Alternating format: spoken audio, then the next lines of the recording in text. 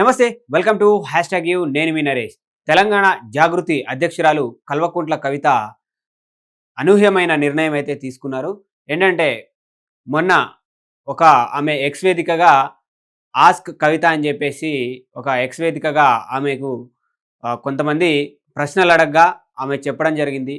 ఆమె కొత్త పార్టీ పెట్టబోతా ఉంది. అలాగే ఆమె ఆమెకు నెటిజన్లు అడిగిన ప్రశ్నకు కూడా ఆమె సమాధానాలు కూడా చెప్పడం జరిగింది.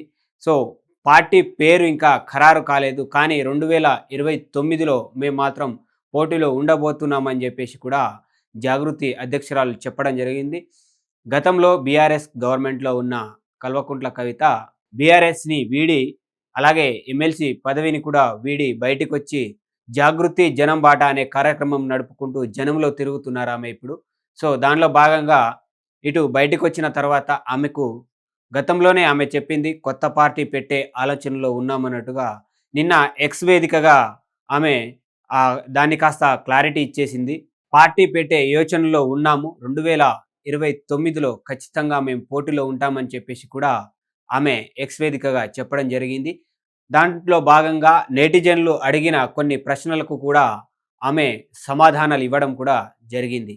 ఆ ప్రశ్నలేంటి, ఆ సమాధానాలేంటి అనేది ఒకసారి చూసే ప్రయత్నం చేద్దాం.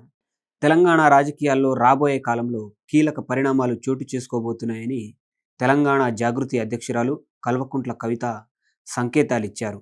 సామాజిక తెలంగాణ తమ ప్రథమ లక్ష్యమని ప్రకటించిన ఆమె 2029 సార్వత్రిక ఎన్నికల్లో తాము పోటీలో ఉంటామని స్పష్టం చేశారు. సోమవారం సోషల్ మీడియా ప్లాట్ఫామ్ ఎక్స్ వేదికగా ఆస్క్ కవిత హ్యాష్ట్యాగ్పై నెటిజన్లు అడిగిన ప్రశ్నలకు ఆమె నిశితంగా సమాధానాలిచ్చారు. అయితే కొత్త పార్టీ స్థాపనపై అడిగిన ప్రశ్నకు కవిత ఆసక్తికరమైన సమాధానం ఇచ్చారు.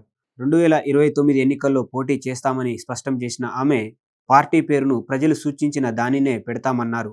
యువత, మహిళలకు రాజకీయ అవకాశాలు కల్పించేందుకు జాగృతి కృషి చేస్తుందని చెప్పుకొచ్చారు. యువత తమకు నచ్చిన రంగాల్లో అవకాశాలు పొందాలని, అందుకు వారిని ప్రోత్సహించవలసిన అవసరం ఉందని ఆమె తెలిపారు. ఉద్యోగాలు, స్కిల్స్, భద్రత ఈ మూడిటిలోనూ దేనికి ప్రాధాన్యం ఇస్తారని ప్రశ్నించగా యువతకు ఉద్యోగాలు కల్పించడమే తమ ప్రథమ ప్రాధాన్యమని కవిత తేల్చి చెప్పారు. జాగృతిని బలంగా తయారు చేసి త్వరలోనే మెంబర్షిప్ డ్రైవ్ ప్రారంభిస్తామని చెప్పారు. కవిత తన వ్యక్తిగత అభిరుచులకు సంబంధించిన ప్రశ్నలకు కూడా సమాధానం ఇచ్చారు. తాను చిరంజీవి అభిమానినని స్పష్టం చేశారు. నటుడు చిరంజీవి తనయుడు రామ్ చరణ్ చాలా హంబుల్గా ఉంటాడని, మంచి డాన్సర్ అని చెబుతూనే చిరంజీవి తర్వాతే రామ్ చరణ్ అని సరదాగా చెప్పారు. చిన్నప్పుడు ఎర్రమంజిల్లో గడిపిన క్షణాలను తను అత్యంత సంతోషాన్ని ఇచ్చాయని ఆమె గుర్తు చేసుకున్నారు. ఈ వీడియోపై మీ అభిప్రాయాలను కింద కామెంట్ రూపంలో తెలియజేయండి. అప్పటి వరకు చూస్తూనే ఉండండి #యూ.